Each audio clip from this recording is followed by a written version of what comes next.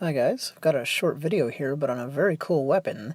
If this looks a little unusual in that picture, it should, and that's because, as you know from the title, this is a meteorite bladed weapon with a dinosaur bone handle. So yeah, not the kind of knife you get to hold very often. This is not a one-of-a-kind.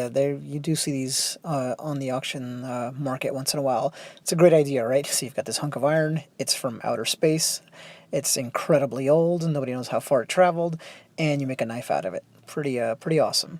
Apparently, this particular kind of iron ore from space is called Gibeon. It has a longer name. I'm stopping at Gibeon. So it's a Gibeon blade. And real quick, we'll touch on the sheath just because I got to see that too. So obviously you have a showpiece like this, you're not going to use a boring sheath, so they have a nice ostrich leather, really thick, strong sheath here that comes along with it. Needless to say, though, the blade is where it's at, right? So you see that kind of cross-hatching there. That's a result of acid etching. That's the process that they put this under. So that color is not at all what the iron ore looks like when it is first uncovered.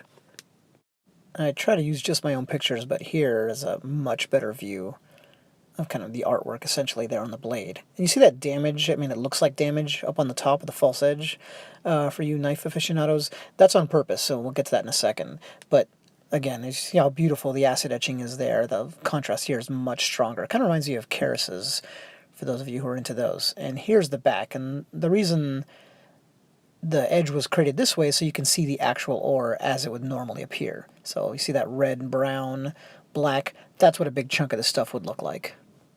And here's a different view, a little bit closer up. The contrast is nice, the focus on the tip there kind of loses after that. Sorry about that, but it's the best I could do. So pretty cool. I love this. Wonder what it would look like if the whole blade had just been made that way, if it hadn't been etched and polished at all. Look very crude, but also incredibly cool. Look kind of Neolithic.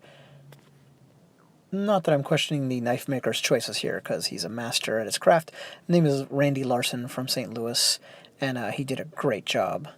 So you're going to see here coming up on the handle that no less attention was paid to detail there. And they pulled out all the stops, so why not grab some dinosaur bone? This is called a gem dinosaur bone, G-E-M, as I understand it. And it's apparently one of the more attractive types, and you can see why. It almost looks like a cellular structure, and they describe it as such in the literature, so that's really gorgeous. That's what the scales are made out of. Interesting point on manufacture. This does not have a full metal tang, and that kind of makes sense, right? Because one, this is not going to be used very often. You're not going to go hunting with this. And another, you've got this incredibly exotic metal. You're not going to hide it in the handle. Now there's no doubt that dinosaur bone deserves a closer look, so check it out. It's super gorgeous. It was polished smooth, and just adds to the awesomeness of this thing overall. Easily the most exotic, unique knife or weapon I've ever held, that's for sure. It was just this week, and I couldn't wait to make a video on it. It's coming up for auction this weekend, and I have definitely thought about how great it would be as a centerpiece to my collection, but that's pretty unlikely to happen. However, you never know. So I hope you enjoyed the video, and see you next time.